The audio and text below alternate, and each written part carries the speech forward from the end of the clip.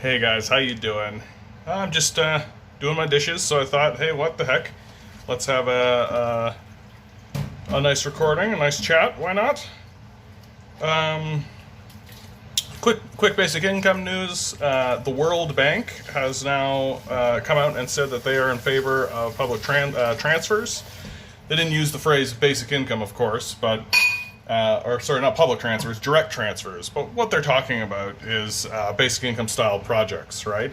This is actually a really, really big deal coming out of the World Bank because in the past, the World Bank has always been about quantitative easing, things like this. The phraseology they use to describe give money to big corporations, because the whole theory behind their economic models, or the whole idea behind their economy, was that you give money to businesses, and then those businesses are responsible for dispersing that wealth through workers to do work. Of course, that's not what happens, right? Businesses just take the money and pocket it, which, if you're a worker, you're sitting here going like, yeah, that's what big businesses would absolutely do. Like, nobody who had any reasonable sense in their head would think, oh yeah, like a corporation is gonna get the extra money that they get from the government, and they're for sure gonna distribute it amongst the workers. Nobody, no worker would take that seriously, except the most absolutely delusional and propagandized. Because, and I mean, all the evidence suggests that's the case, right? All the evidence shows that, oh yeah, okay, if you give money to big corporations, they just pocket it and keep it for themselves. It's not a mystery. And how does that help the economy exactly? Because what these corporations do is they take that money and they jam it into offshore accounts, right? Like, there's a reason why people like Jeff Bezos have seen like a massive increase in their wealth, while the rest of us are struggling to pay our bills, right? There's a reason why the wealth of the billionaire class goes up in the middle of this coronavirus. It's because first of all, they're still extracting wealth out of the populace.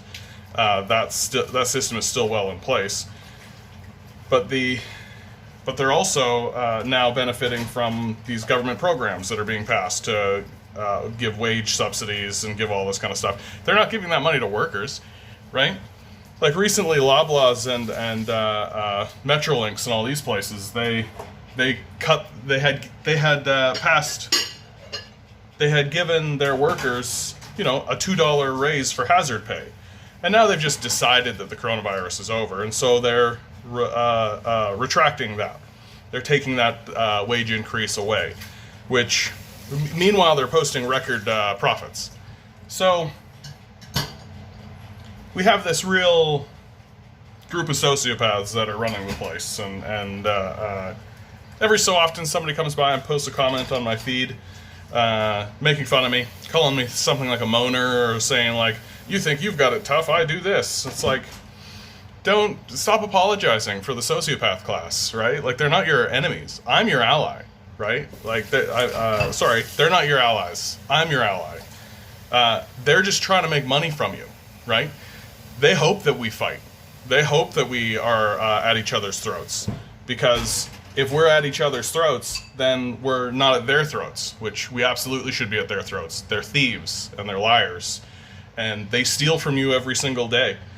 Like, the number one form of theft in America is wage theft, right? The number one form of theft in America is wage theft. And you guys are sitting here making fun of me. I think you're comically stupid. Like, if you're sitting there watching this thinking, well, this guy's an idiot and grumble, and I'm going to post something to him, all that kind of stuff, just know it puts a smile on my face, because it just lets me know that there are bootlickers out there who are absolutely stupid. Because fighting me is the stupidest thing that you could possibly do. Take that energy, put it towards your owners, right? Let them know. Organize your workplace. Let them know. We're not tolerating your bullshit anymore.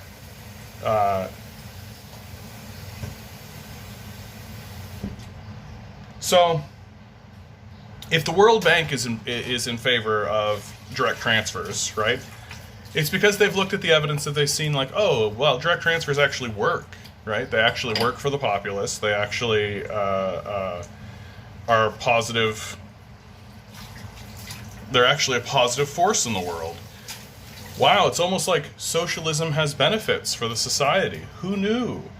I recently read an article from The Current that actually took all of the economic data from the World Bank and the OECD countries and basically compiled information about, okay, well, who's more socialist, who's less socialist, and basically just debunked a whole bunch of capitalist nonsense, right? Like that, just like, oh, socialism stymies innovation. Completely false, right? Like, socialist countries, people are less wealthy. Completely false. In fact, the exact opposite appears to be true. And it's just like, it's the same riff over and over and over again, right? If you help your people will be happier, and they will focus on their own objectives more, and they'll focus on what it is they need to do. Instead of stupidly putting their head down and just going to work for people they never meet, who they can't tolerate, they work for themselves and they do the work that they want to do, and they help the society in a way that they think they should. Whereas our society is like actively turning against itself, right? Like if you tell the people in your society it's every man for themselves, then why are you shocked at all when people choose to break the law or do any kind of activity that you don't want them to do? Like, because first of all, A, who gives a fuck what you think? It's every man for themselves, right? That's what you've said. It's every man for themselves. So your opinion is meaningless.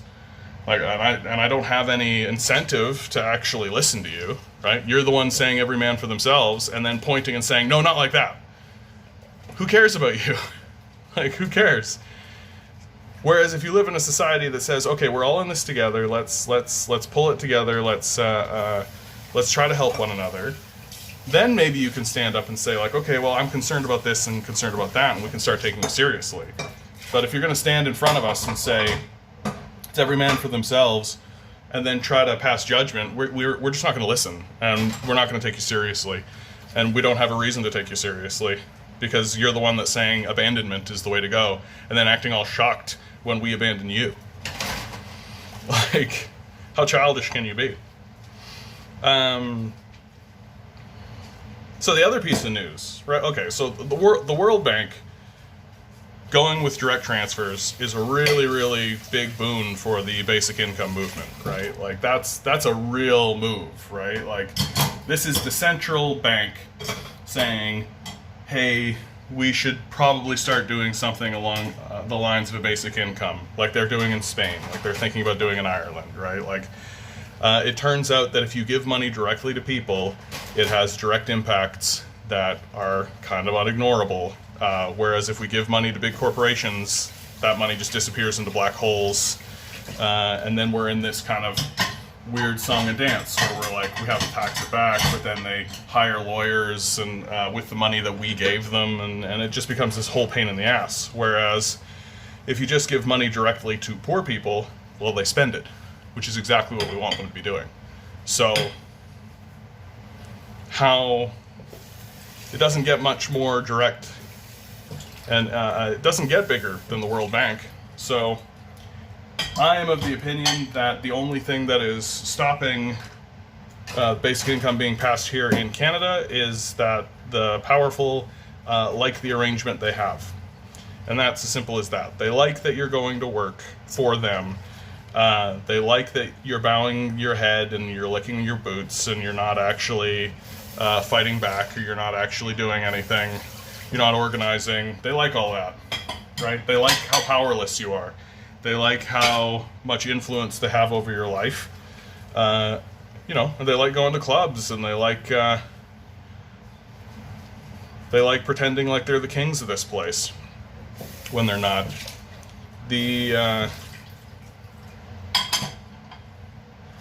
And my opinion is, as it always is, right? We should be voting NDP. We should be getting rid of these guys. I think at this stage in the game, if you're voting Conservative or Liberal, you're a goof. I think you're just a total doofus, like, at best. If you're voting Conservative, I have many concerns for you. Many concerns.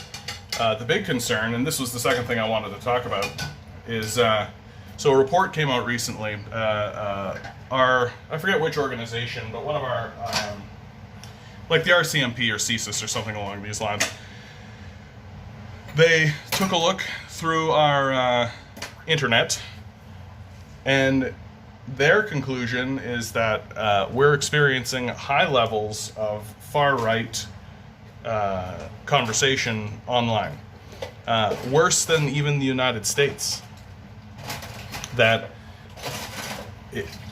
And I mean, as somebody who's been on the internet, like I spend time on news sites, I spend time in comment sections, I spend time amongst the populace, amongst these people, I can tell you I wasn't surprised to find that out.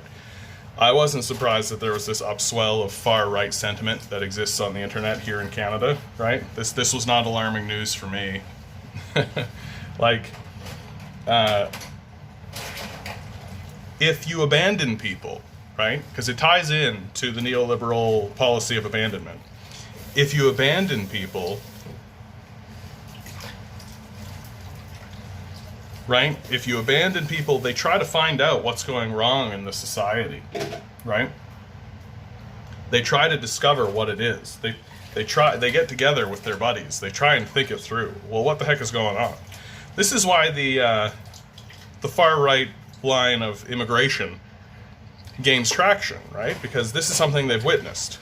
They have seen people who are not from their towns, right, moving into their towns. They are experiencing layoffs personally. They're seeing their friends, they're seeing their families getting laid off. And who's taking over those jobs? Well, it's these foreigners that moved in, right? And so instead of placing the blame where it belongs, which is the capitalist who has fired the person, right? Who has fired the person and then hired the foreigner, right? Instead of placing the blame where it belongs, well, they get tricked into blaming the foreigner, right? They get tricked and deceived. And instead of going after these multinational corporations who are obviously bribing politicians in order to maintain a system that's like this, they just get suckered, right? They get completely suckered, and they get completely bought into this sucker's game of blaming the weakest possible person, right? Because the foreigner's perspective, like, they're literally a person who doesn't really have a home. They're being relocated, and as they're relocating, right, like, they're just attempting to build a new life. They're just attempting to do a thing on their own, and they're being used as a pawn in this game in order to keep you compliant. Because if you keep voting for these conservative types, right, well, what, do you think they're gonna reverse that? Do you think they're gonna, like, you're total dope. You've been completely tricked. Like, they're running an obvious grift on you, right? They're the ones that are bringing these foreigners in the first place so they can hire them. Like, what? Do you honestly think there's going to be some kind of reversal of fortune if the conservatives take power? Historically, when and it's so silly because if eventually they do, let's say enough force gets put behind and a right-wing party does seize power, right?